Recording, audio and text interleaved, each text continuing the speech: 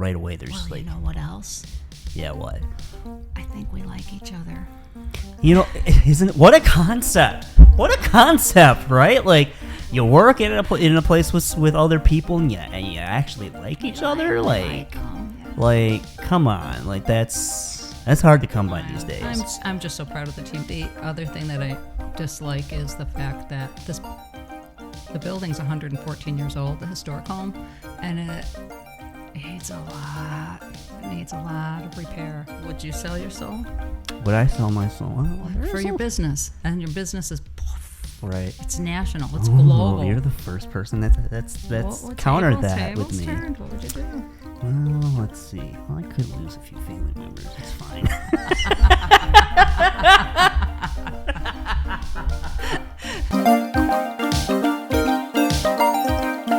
What's up, everybody? Walter Hooper of Marketing Minds Meet here at the Not Co-working Space in Grosse Pointe Park, Michigan, owner of WA Hooper Marketing, and welcome to another edition of Marketing Minds Meet. And I'll tell you what, I don't know about you, but today, kind of, the last few days have been feeling very spring-like, and I'm okay with that. I'm very much okay with that. Also, with new springs means new beginnings. And new beginnings means new guests. So with that being said, I have a first-time guest here. They are part of the Grosse Pointe community, and in particular, they're with the War Memorial, which is located right off of Jefferson and Fisher Road. And it is a staple of the Grosse Pointe community. It's been around for quite some time. And they just recently did a remodel of it, and an addition to the building, and it is absolutely gorgeous. And I'll have this individual explain that in just a moment here. But they're making their rounds within the community and letting people know even more about what the War Memorial is and what they have to offer. And with me today is none other than the executive director of the War Memorial in Grosse Pointe, Maria Miller. What's going on, Maria? Hey, what's happening, Walter? How are you? I'm good. How are you? I'm doing great. It's great to have you here. Thank you. I know we tried to coordinate this for a while, and now we finally we did it. We did it, Reddit. We did it in the depths of winter. Yeah, in the depths of winter. When it's 40 degrees. Mm-hmm, yeah. Mm-hmm. So, Maria, if I could have you just tell everyone who you are and what your role is with the War Memorial. I know I said that you're the executive director. Tell everyone about you and the War Memorial. Well, I am thrilled to be at the War Memorial. I'm kind of a newbie, 2 years there. I started in March of 2022. The CEO at the time had brought me in as the CFO and started in the finance, because that's who I was and that's what I did. Healthcare finance, woohoo! I had this goal that I was going to leave healthcare finance because it's really not very fun. So started there because I could get behind the mission. I loved the mission, and 10 months later, the CEO decided to had a better offer, and he went to Grand Rapids. And I was kind of like tapped on the shoulder, tag, you're it. You get to be interim CEO, and I loved it. And I thought, I can't let the staff down. I have to go and apply for this gig full time because they're wonderful people there. So, so it became official in September. Awesome. And what do you enjoy most about your role so far, being the executive director? Without a doubt, the team.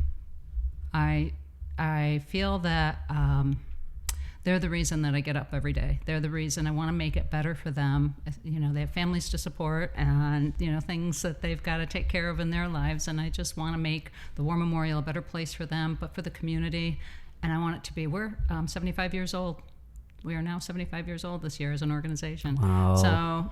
So I feel like it's now my mission to make sure this organization stays around for another 75 or another 100, 150 years beyond me. Yeah, and so with that being said, so 75 years, that's well, first of all, that's incredible. That's quite a milestone. So kind of divulge a little bit about what is the War Memorial? What is it about that entity that stands out in the community? Who is it for? Is it open to the public? What is the War Memorial, right, for those that don't know? It's really an interesting place. I don't have a quick elevator pitch of which I need to figure that out. but it is a staple. It's a little gem in the community. And it was deeded over to be a place to honor vets and veterans, those who served our country, and to be a community center and to be a cultural place. Later on, they added all these buildings onto it to do a lot of other things. But, in the end, it's really a living memorial to veterans who served our country. And come and have fun and learn cultural activities there, classes. And, hey, if you're getting married, come have a wedding there. It's like a little bit of everything. Yeah, it really is. And, maybe I can throw up some pictures on here in post. But it really is. It's its own entity, and every time I go there, I'm always finding something new, really, really cool about it. As I mentioned earlier when I was introducing you, I know the War Memorial had just put a new ad on. Can you tell everyone about what that is and why is that so significant for the War Memorial and it as an establishment? It's mostly because it's our 75th year, and so what we're trying to encompass is, I hate to say what's old is new again, but being there in the past and looking at everything that's happened, and especially for a lot of people in the community, they took driver's training there. They maybe got married there, or they went to war dances. I guess, though, that was before my time. But there were high school, middle school dances, and maybe had their first kiss there, and had a lot of other first things. Maybe took dance classes and ballet, brought their children there, and so it's all this historical. Ski high. There were tea parties. There was all kinds of fun things that happened in the past, and then sort of like, okay, here we are doing some of the same things, trying to reimagine it to some degree, but then here now it's there for you and now your children and your children's children. And so I think it's kind of like what was past is current is going to be new again, if that makes sense. Yeah. And it's, I gotta say, excuse me, because I know I've been to a couple of events that have been hosted by the War Memorial in that room in particular, and it overlooks Lake St. Clair, and the windows are so it's meant so that you're it's literally like you're looking like in a panoramic view, and right when you walk in, it's like whoa, and especially like whether it's sunny or if it's cloudy, like you get welcomed by the view of the lake. It brings you in, doesn't it? It really does. You walk in and you're just like drawn and captivated, and I watch people's eyes and they're just going, you might be talking to them about the history of the house and they're like, yeah, glazed over, whatever, let me look at that view. I know, it is an immaculate view, and so really props to you and the organization they did a good job with it. Yeah, for having that. I can't take complete credit for that one. In fact, it was 90, probably 80% complete when I started, so it wasn't me. Well, regardless, it's beautiful. You should definitely go check it out. So tell everyone here, I guess, about what are some of the things we're going on right now that people should know about with the War Memorial? Are there any upcoming events you have in the works, or is there like different features of the place that you're looking to kind of showcase a little bit more? Like what's some of the current happenings right now that people I think should know about? Oh, we have a whole host of current happenings. So I even brought a list because I was afraid I would not remember. Oh yeah, you're good. So we have one for the Foxes on March 22nd, and that is a transatlantic trio, a blend of Irish and American folk music. We also partner with a lot of organizations, other nonprofits. So the Memorial Church next to us, there will be hosting, this is our second year supporting their goal to package a lot of food, Kids Coalition Against Hunger. So that one's March 23rd. We have a bunny brunch coming up for the kids. A bunny brunch? Tell us about that. This one's got a little bit of a twist. So the photographer will be on hand to have photos for which will be nice. You can get your family photos done and your children all dressed up in their Sunday best. Mm-hmm.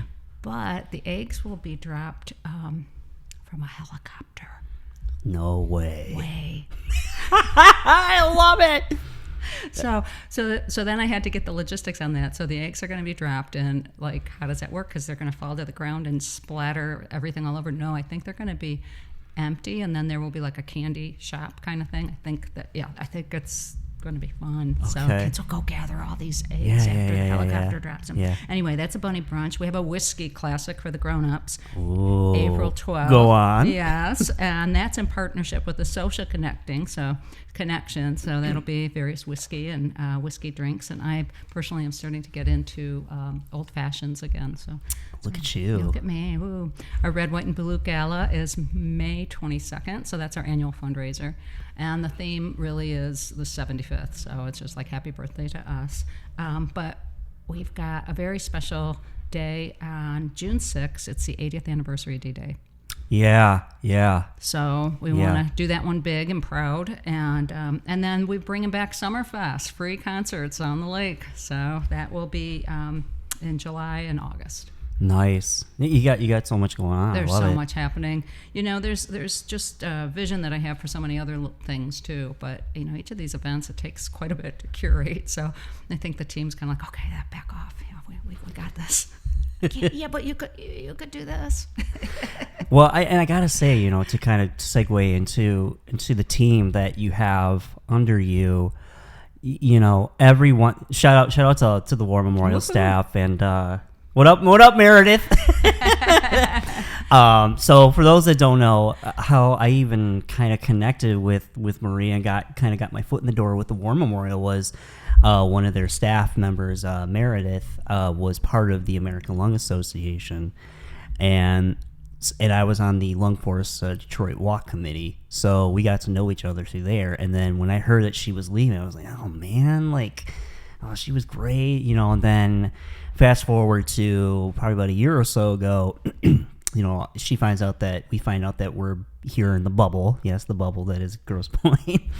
And she's like, oh, I work at the War Memorial. I was like, get out of here. And she's like, yeah. And so one thing led to another, and then she just introduced me to everyone. And so, yeah, really, we have Meredith to thank for our paths crossing. So thank you, Meredith. And I think we were at an event together. That's how we found that out, at a table. We were sitting. I can't remember what the event was. Oh, yeah. It was a dinner. It was a dinner. Yeah. We were sitting at the same table. It was at the Grosse Pointe Chamber. Was it the chamber dinner? Yeah. It was the chamber dinner. About a year ago. Yeah, and I was sitting there, and I brought my work wife as my plus one, and so we were raving about Meredith to you. I remember. I don't think she was there though. No, I think she had something going on with her family or something. But so your staff, I gotta say, these are a group of individuals. Now I've had the pleasure of meeting for the most. I met most of them, I think, at this point, and everyone just seems to be really, I think, in sync with one another. Mm-hmm. And I feel like, especially in regards to the future of the establishment and the War Memorial, I think they're looking ahead rather than staying present. But obviously being present is important, but I feel like in order for something to evolve gracefully, you have to look 5 to 10 years ahead. And I feel like everyone there kind of has that mindset and mentality, and most importantly has the best interest for the War Memorial and the community at hand here. Do you agree? 100%, 1,000%. This team, and I've worked in very large organizations, thousands of employees, but I've had small teams, and this is a small team of probably just under 40 full-time, if you don't count the wait staff and everybody, the frontline staff, because they're seasonal most of the time. So it's a small team, and they are second to none. These folks are so engaged in who we are, what we are. They want the best for every visitor. I mean, they're usually 99% of the time, 99.9% of the time, greeting people and helping. Can I help you with anything? Do you need this, or what are you here for? And because a lot of times people will just come in, since we are free space, open to the public, that they will come in to wander around, and they want to see what it is. So you'll see staff maybe helping and explaining certain things. So besides just being very customer service focused, they really, I think it's a reflection on them. They want to do the best that they can. Yeah, absolutely. And I can totally tell, everyone just seems to be kind of like on that same page and willing and wanting to, help and even educate. I think people like you mentioned, like when they have people walking in, like right away they're just Well, like, you know what else? yeah, what? I think we like each other. You know, what a concept? What a concept, right? Like you work in a place with other people, and you actually like each other. Like, 'em, yeah. like, come on, like that's hard to come by these days. I'm just so proud of the team. I feel like Mama Bear, you know, and in my role, especially as the president there, it's like, yeah, you know, make sure this team's taken care of. I wish I could do more for them than we even do.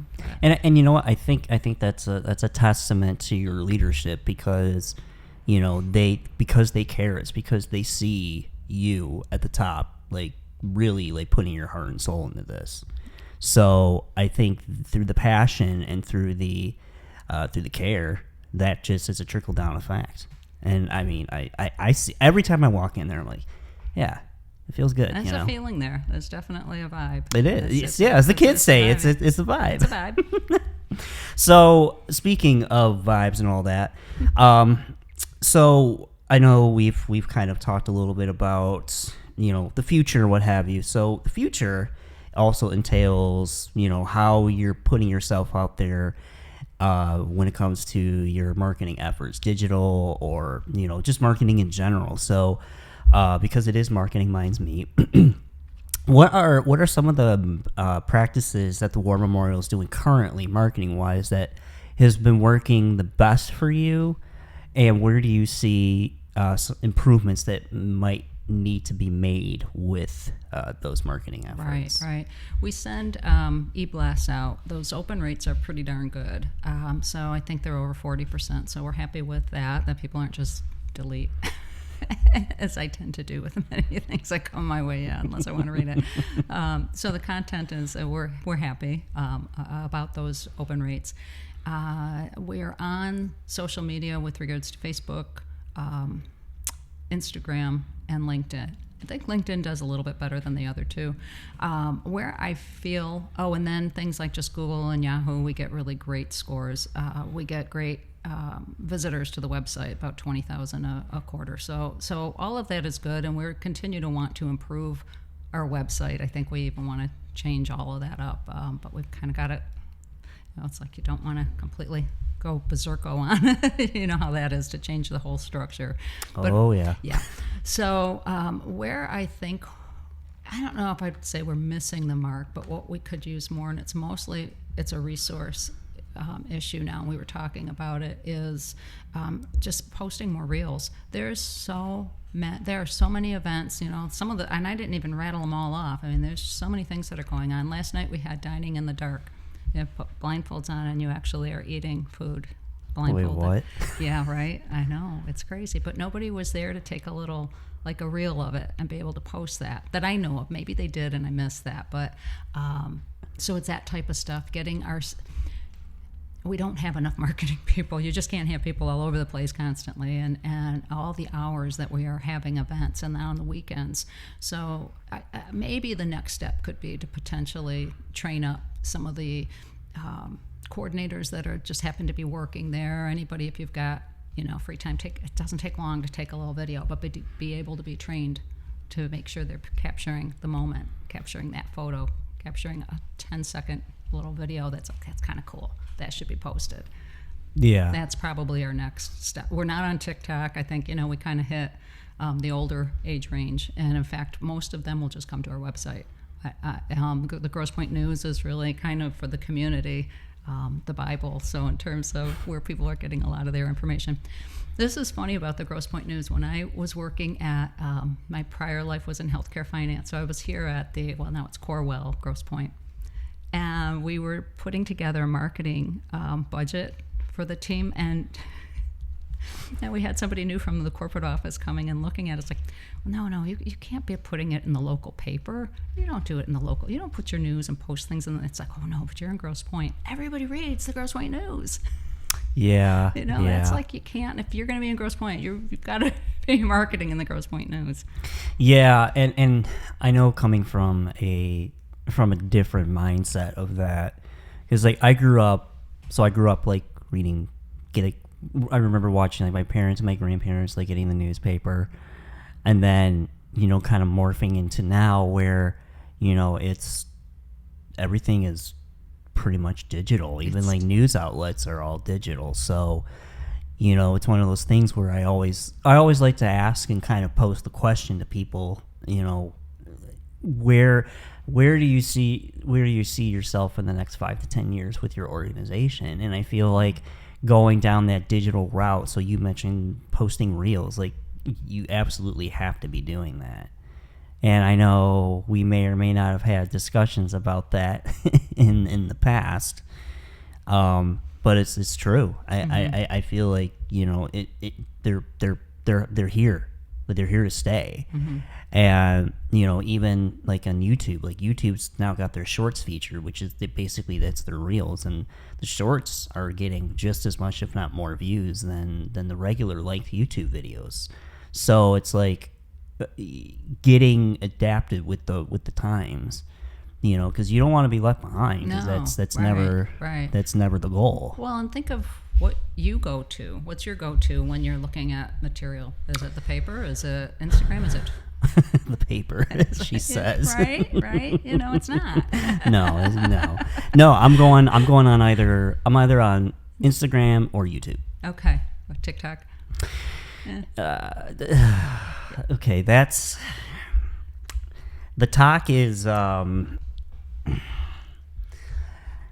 feel like it still has yet to like jump that hurdle of kind of being like this like influencer based platform, because when you hear the word influencer, it's like the dirtiest of dirty words. It's like cringy a little, right? It really is. It really is. And like when you're in the profession that I am, it's like, come on, really? Like, right.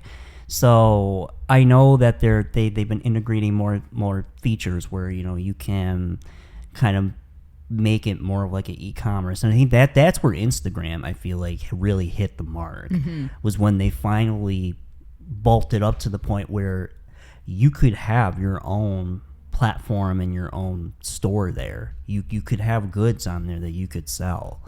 So having a website wouldn't even necessarily be mandatory. You could just funnel everything right through your Instagram page, and it's evolved because they understood the idea that this is where things are heading. I know I bought things on Instagram. Like I've scrolled through and I've seen like a shirt or a sweater or a piece of music equipment that I like, and I just click on the link and it's right there. I get it. So that is, and this is probably a stupid example, but you remember when Pinterest first came out? Oh yeah. So it wasn't marketing. It was like, oh, I want to just look up cool, I don't know, wardrobe or whatever, cooking or whatever it may be. Yeah. And now you can't go on it without just ads all over the place. And you can also buy things because you've been led to a particular way through Pinterest. So it's everywhere. LinkedIn's the same. And yeah. And I think there was a time to, when the internet, so when Web 2 first rolled out, so I'll say like the early 2000s, because I remember being a kid, and this is before Wi-Fi, so this is when it was either you had cable or you had DSL or the newspaper. The newspaper. The TV guide. Oh yeah. Yo. Sorry, just had to. Yo, I haven't thought about the TV guide in years. Okay, for you Gen Zers out there, let me explain something here real quickly here, and you can thank Maria for this one. So back in the day, there was this thing called the TV guide. It came like in a booklet, it wasn't about that thick, and it literally had all the listings of all the channels of all the shows that were playing for that week. And if you wanted to catch your show, you had to flip through it, and you had to like mark it down, or you just wrote it down on a separate piece of paper, and you had to remember when to catch it on TV, because if you didn't, you couldn't. It was too late. And this is before DVR. I won't even get into that right now. But but basically, yes, there was a time before we had these, and we were just endlessly scrolling, mindlessly scrolling through things. We had to like be in the moment. A little blast right? from the past. Oh, I know, a true blast from the past. TV guides. But no, going back to the early 2000s though, it was, you know, I remember like just perusing through the internet, and like this was a time where you didn't really have ad revenue, put into it yet. Right. The internet was really, it truly felt like an entity that was made for the people by the people, and you could tell through the craftsmanship and the care that was put into all of these various different websites. So now we fast forward to today, like you said, you can't even go through, you can't even scroll through a LinkedIn or whatever it may be without seeing some sort of ad. It's like, this is where we're at, I know, it's insane. And I feel like people are really yearning for that, decentralized platform and decentralized form of, surfing the web. I feel like that's just been missing for so long. People are wanting to get back to that. Oh, for sure. It is so hard when you're looking for something and just everything starts popping up in your face. But I have to go in that reader mode. It's like, Yeah. it's driving me crazy. I gotta close all that noise out. Yeah, right. So moving forward and talking about the future. So are you familiar with Web 3.0 yet? I am not. We are living now in an era where, for those that are not aware, augmented reality, virtual reality is a thing, right? So the metaverse, going into this new exploration, this new way of surfing the internet, right? So Apple just released their Vision Pro goggles. Yeah. So That. and I called this right before they released it. I said, much like when these were first released, the iPhones, I feel like it's going to take a platform like Apple to finally get people to realize and kind of see, okay, this is what it's really about. So with Web3, envision where the War Memorial could have its own digital property in the metaverse, or in an alternate reality where people could literally put on their goggles or their glasses and they could get a tour of the war. They wouldn't even have to leave their house. You could have a digital war memorial right there. That would be cool. And this could come from, people could be looking at this throughout the whole world. Yeah. So my question to you, Maria Miller, Oh boy. is the War Memorial thinking about diving into the world of Web3? I would say absolutely not at this moment. I think we should. We don't even have the little reels out there, so we're trying to get our current stuff working. But could you imagine an event? You could come to a candlelight concert. Oh, that'd be amazing. That would be so cool to just feel that whole experience. Mm-hmm. Absolutely. Can we get there? Sure. Why not? I don't know what's involved. My marketing director might. I don't know. Yeah. Brett, what do you think? Challenge is on.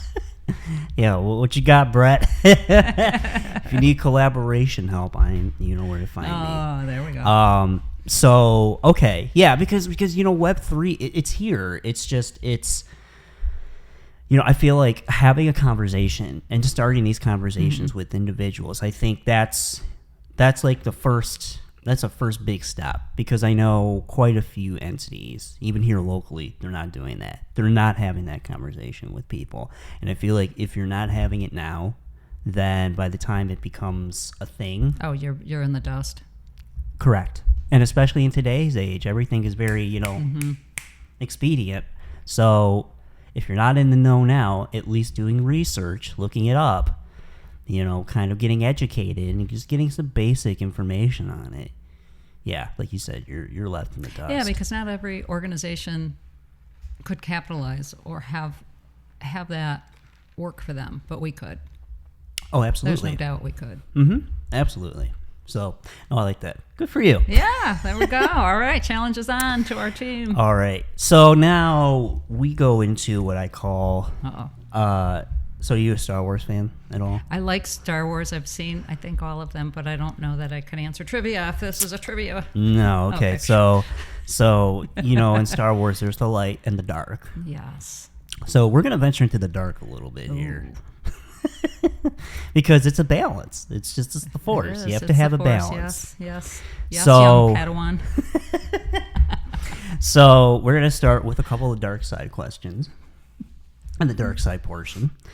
So the first one is, tell me something about what you do that you don't like and why. No, I don't like asking people for money because I just wish we were self-sufficient. I wish we had a huge endowment that we just didn't have to do that, because that's a challenge, and they just don't like it. Yeah, well, I mean, I don't think anybody really. Well, some people. Some people might not have a problem with it. Yeah, yeah. So now, when you do that, so like I know, like you apply for various grants and things of that nature, correct? That's like, easier because that's a grant, but an individual. Yeah. Right. Yeah. So okay, so not asking for funding. So that's that. Is there any other anything else that I don't like about the War Memorial or my job? Yeah, about what you do.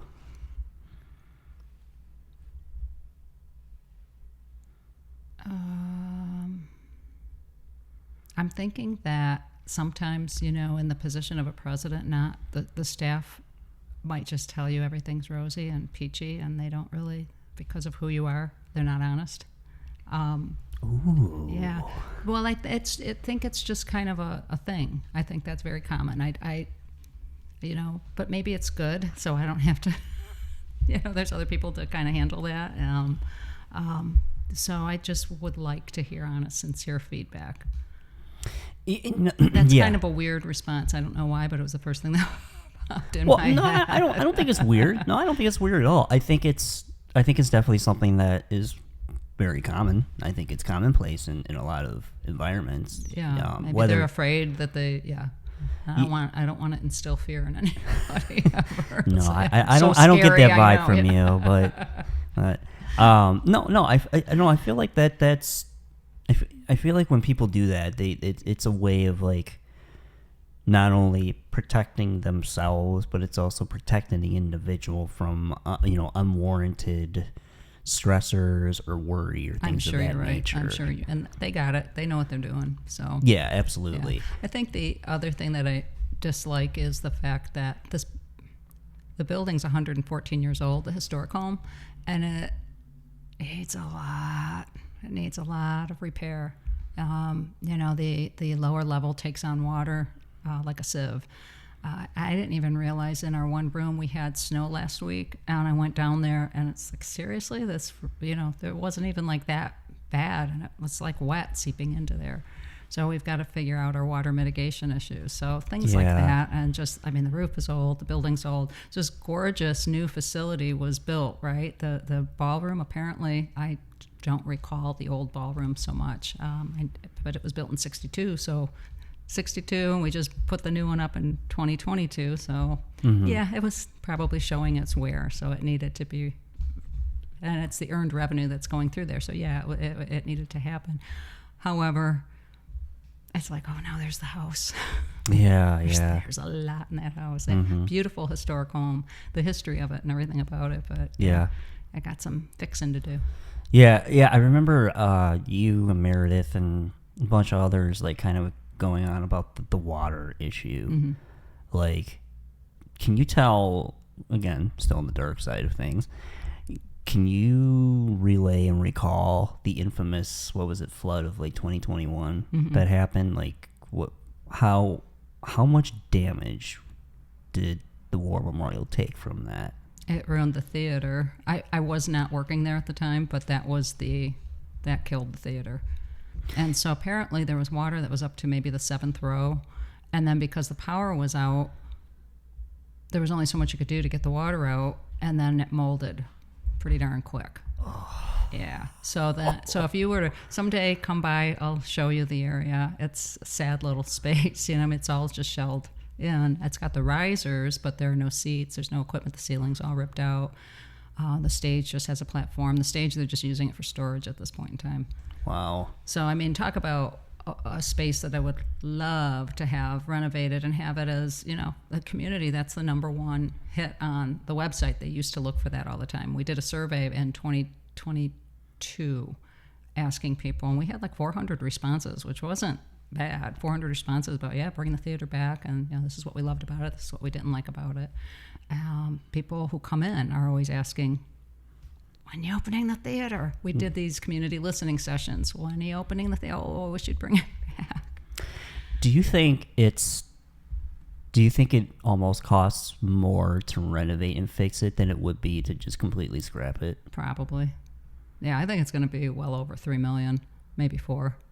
Yeah. Just, yeah. And that's such a shame, but I have to wonder, like, whose bright idea was it to build a theater underground like that? Like, come on. Like, what?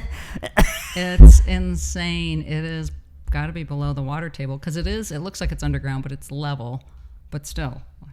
And I heard it had flooded in the 60s, and then it didn't flood again until 21. and like, this is an area that is notorious for having flooding issues, and yet whoever engineered that is like, this is a great idea. It's unique. Like, I don't know. I couldn't tell you, man. It's such a shame. Fail.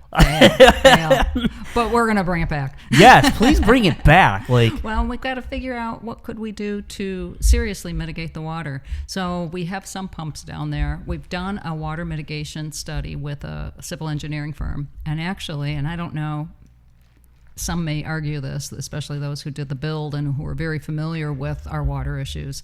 The civil engineering firm said your sump pumps are working. Your problem is you don't have a battery backup. Get a battery backup, so, and then you should be fine. Is that foolproof? We haven't had any water down there with those sump pumps working. So, I know. Interesting. Yeah. Just roughly, how much do you think a battery backup would be? 12,000, they tell us. So maybe not even that much, but yeah. I mean, that compared to like actually like redoing the whole thing seems like money well spent. Yeah, I mean, I think so. Now, has the mold like all been like cleared out? Yeah. Okay. I think we would still do before we build, just to make sure, like some kind of a mold study. Sometimes you get that damp odor like an old basement. Mm-hmm. Oh yeah. Yeah. Like, oh, that smells great. Happy to show you around. Go on, Walter. We'll go. Tour the theater. Come to my mold lair. That's the dark side. There's the dark side for you. Oh, I love it. Knew it would come out. See, this is why we do this. This is why I do this on the show, because it's it's a balance. Yeah. Now I have another dark side question for you, and this is gonna get we're gonna cut even just a little deeper here. So, are you familiar with blues music at all? I love blues music. Oh, really? I do, but I don't know that I could say that I can rattle off artists. So don't do trivia with me. Okay. Are you okay? So then, I'm gonna ask you, and if you don't know, it's all good. Are you familiar with he was an old school blues artist. He was a guitar player named Robert Johnson. Mm-mm. Okay. If you want the full story, go back and watch my previous episodes. I go through a whole dissertation of it. So Robert Johnson was a Delta blues guitar player, and his songs have been covered by numerous of artists, including Clapton, Jeff Beck, Hendrix, like you name it. Anyone in rock and roll has covered in some way, shape, or form a Robert Johnson song. So there's a lore and a mythos that has been told where Robert sold his soul to the devil to become the world's greatest guitar player. So the lore is there's a song that actually Cream covered of his called Crossroads. So the story of that is he was walking down this crossroads in the Mississippi Delta, and he has guitar with him, and he happened to run into this individual that said, hey, if you want, I can tune your guitar for you, and in exchange, you'll become the greatest guitar player in the world. Would you like me to do that? And so he goes, sure. And at that point in time, he was an okay guitar player, according to those that had seen him and those who had documented his, sightings and what have you. Like, he was all right. But it wasn't until after that happened, he all of a sudden, he just became this legend and this icon. Well, in exchange for the tuning of the guitar / selling of his soul, at the tender age of 27, so he was the start of the 27 Club, he was killed. And his drink was poisoned. And word has it that, he maybe was, making his rounds with other women, whatever. But yeah. Details. Yeah, but logistics. But regardless, he had an early demise, but he became the greatest one of the greatest artists and blues artists, guitarists of all time, that is still revered to this day. Now, my question to you, Maria Miller, if you were to have a chance encounter with the devil himself, and the devil were to look at you and were to say, Maria Miller, I'm going to make you an offer that you cannot refuse. I'm going to make you, in the War Memorial, I'm going to make you the iconic nonprofit center in all of the world, that you're going to have celebrities, you're going to have everyone wanting to go to the War Memorial and want to be a part of it, and you're going to have donors upon donors and things of that nature. But the thing I just need in exchange is your soul. And with that, mind you, comes, it might not be just you that that pays the price. Taking others down. It could be someone who's close to you. It could be someone in your inner circle that pays the price. But ultimately, the devil does come to collect his pay in some way, shape, or form. But you would have fame. You would be infamous. Wow. What do you do? Do you take that deal with the devil? No way. Okay. Yeah. No. Ain't doing it. Couldn't do it. Sorry, War Memorial.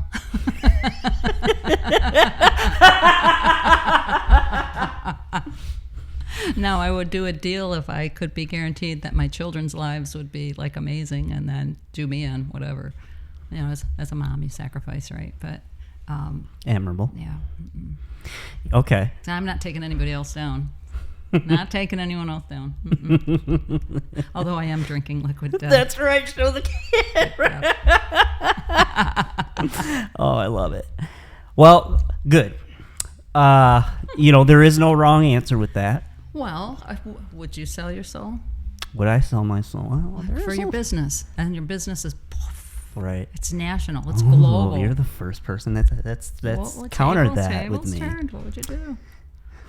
And then he would take your soul, and maybe, I don't know, someone close to you, or something that is like, I don't know, precious to you. Well, let's see. Well, I could lose a few family members. It's fine.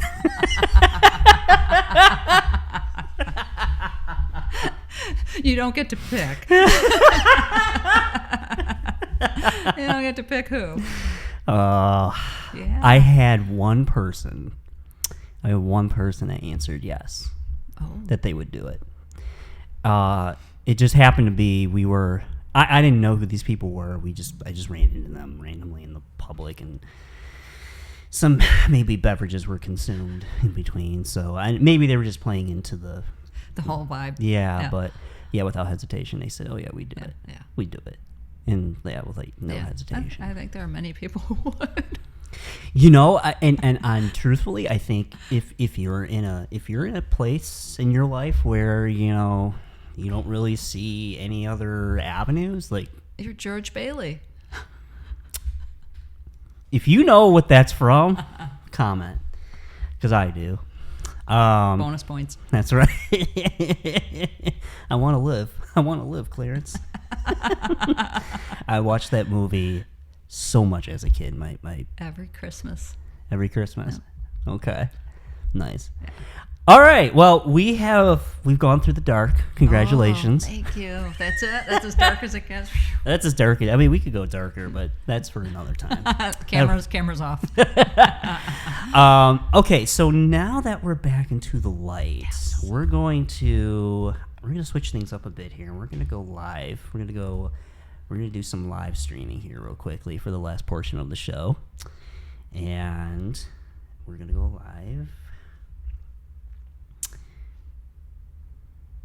What's up, everybody? Walter Hooper here at the Knot with another live stream portion of Marketing Minds Meet, and it is almost 50 degrees again today. Spring is finally feeling like it's sprung, so let's keep that trend going, shall we? But while we have that wonderful trend of new beginnings arising, I have a new guest here, and this is an individual that I've had the utmost pleasure of getting to connect with over, I would say, the last year or so. And this is an individual that is a prominent figure in the community of Grosse Pointe. They are the executive director of the War Memorial, and sitting across from me is none other than Maria Miller. Hello, Walter. Hello, everybody. So Maria and I have been chatting, and we just got through the dark side of our conversation. So she passed, so with flying colors. But so now I want to get into some fun, go back into the light, some fun, lighthearted questions. So why don't you tell me and everyone, when you are not running the War Memorial like the boss that you are, what are some of Maria's favorite pastime, hobbies, and activities? When I'm not boss lady. Yeah. No boss lady. Favorite pastimes. I love playing cards. I love euchre. I have cousins who play euchre and get together, not as often as I would like, to their little euchre tournaments. I love to entertain. I love having people over. I have a pool in the yard, and summertime's really the best. And a bonfire that my daughter and I did, and probably needs to be a little bit bigger, but it's okay. It does the job. You have a nice little bonfire in the yard. We got it all going back there. You got the ambiance and all that. So I love entertaining. And then just like things like painting. And I took a drawing class at the War Memorial, so I was trying to be a little bit better so I could get to my painting and learn to draw first. So that was fun. Yeah. So I'm trying the adult enrichment. I will be taking French. I'm going to try oui.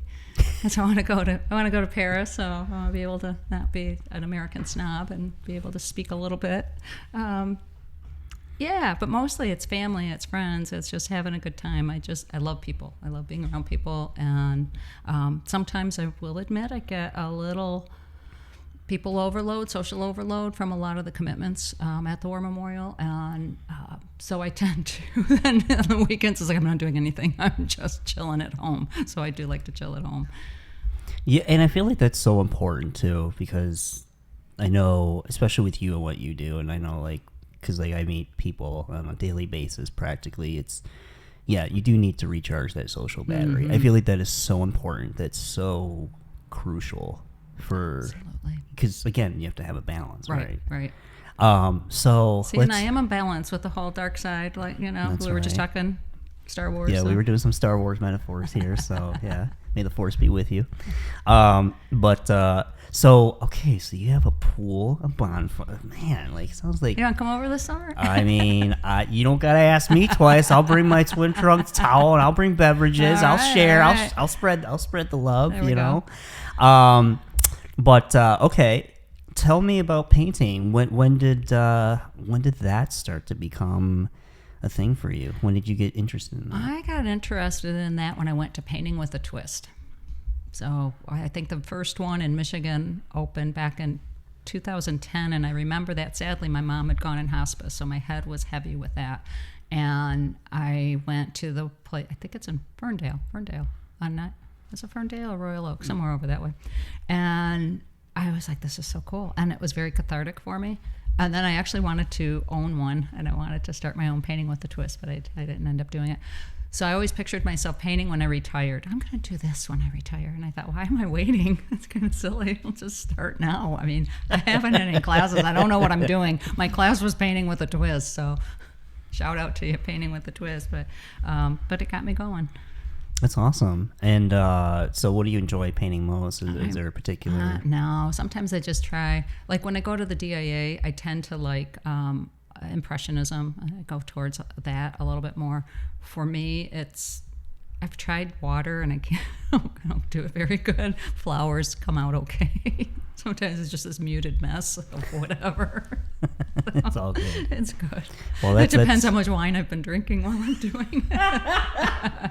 Listen, I mean, whether I'm sober or under the influence, like I mean, stick figures is about as good as it's gonna get for me with anyone. Yeah. So okay, so you want to travel? So you want to go to Paris? No way. I see what you did there. I love it. When are you hoping to accomplish that goal? I am hoping to accomplish that in the fall of this year. Okay. So I got a lot of French. Yeah, you got a lot. I could say oui, s'il vous plaît, au revoir. Merci. And how long do you want to venture out there for? Well, actually, my daughter lives in California. She's dating somebody who is an animation writer and had done some work. He has lived in London, so they met a year ago. And he has a premiere of his work that I don't know an awful lot about, but had invited me. Like, oh, you should tell your mom and you should go there. So in our head, my daughter and my little brain, we're going to go to his premiere for a week, so spend a week maybe in the England area, England and London and wherever, and then go to France for a week. So 2 full weeks. Wow. I don't really know what's going to materialize, but that's kind of what's in my head right now. That's Nothing awesome. is booked. I don't even think his premiere date is set. So if this doesn't happen for his premiere, I don't know. I'll figure something else out.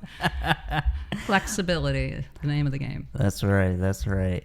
Well, that sounds like fun. I've never been to Europe. The only out of country place I've been is Canada. It's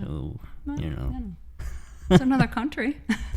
Yeah, I mean, yeah, but I don't know. You'll get there. I'll get there. You'll get somewhere. I don't know. There's lots of cool places here. I might maybe going to Denver this summer. So nice. Have you been before? No, but I'd like to go there. Yeah, I've heard so many cool things that people rave about it, I enjoy craft beer, so I've heard it's a really good craft beer spot. I want to go to Seattle. Yeah, I've you never been to there Seattle. either? I'm a grunge fan, so I would go to all the local. Yeah. Oh, that'd be a blast. Yeah, so that would kind of be my Seattle trip. But the far west I've ever gone is California. Oh, well, I go there a lot now with her out there. My brother lives there. Whereabouts? So I went there once, and I went to San Francisco. Oh, nice. Yeah. Now, I have heard, though, that Cali is not what it used to be. I hear that, especially since 2020 and all that. Especially up in San Francisco. Yeah. Yeah, I heard it's big like homeless population. and I heard it's like depressing now, like going there, because I went there in 2013, and it was. I mean, I really enjoyed it, and I had a good time, and I just remember walking around and like just see here on the Midwest and in Michigan, like, when you pass by somebody, like, you don't make eye contact with them, like they don't exist. Yeah. But over there, it was like, hey, what's up? I'm like, yeah. what? Yeah. What? It's a little invasive. What's going? But it wasn't. But it didn't feel invasive to me. I was just thrown off. Gotcha. Yeah, because it was just like, I'm not used to that. I'm used to just being like, don't fucking bother me, or don't look at me the wrong way, or else we're gonna have problems, kind of a thing. And over there, over there it was like, what's up? Like, oh, hi. So, but no, I did like San Francisco. So that's as far west as I have been. That's all right. But so before I let you go, I want to have you be able to plug all the information contact-wise for the War Memorial. So how can people find out more information about the War Memorial? Is there a website, email, phone number, social media? Now is the time to plug all of the things and let people know how they can get in contact with you or just the War Memorial in general for any sort of information, whether it's a tour or booking events or a wedding. Floor is yours. There we go. Tours are great too because we do have a resident historian who would love to take you around and tell you the whole history of it. But we are at best way is on our website, the War Memorial, warmemorial.org. So go there. Everything's updated, timely there. We do. If you come to any of the events, you're on the mailing list, so you get an e-blast weekly. And we're on Instagram. We're on Facebook, we're on LinkedIn, and I think that's it. And we're in the newspaper. Of course, the newspaper. I love it. Yeah, I gotta say, yeah, if you haven't been to the War Memorial here in Grosse Pointe, it is truly an establishment that, unlike any that I've been to, and like I said, anytime I go there, the staff is always very warm and welcoming. They're wanting and willing to help out whenever they can. And I mean that's all. I think all thanks to having great leadership. Well, they're wonderful. They make my job easy. I've had a wonderful time getting to getting to chat with you and getting to connect with you even more. We finally did it. We've been talking about doing this. We've been talking about getting her on the show, and now we finally have. And so I'm excited, and I would be thrilled to have you back. Oh, thank you. I didn't blow it too bad. No, you did. You did great. You did. You are not even close to my worst interview. I won't say on I won't say on camera who it was. I can tell you afterwards. Sounds good. So, well, this has been another edition of Marketing Minds Meet. Thank you so much for tuning in, especially here on the live stream. Before we let you all go, please, if you're on YouTube, please subscribe to our channel. Please be sure to engage and comment, like our videos. It means the world. It's free. It doesn't cost you anything. So don't forget to subscribe to our channels. You can find us on social media, WA Hooper Marketing. Yeah. So even Maria said you got to do it. So with that being said, no, I appreciate each and every one of you. And this has been another riveting edition of Marketing Minds Meet. And we will see you next time. Bye-bye.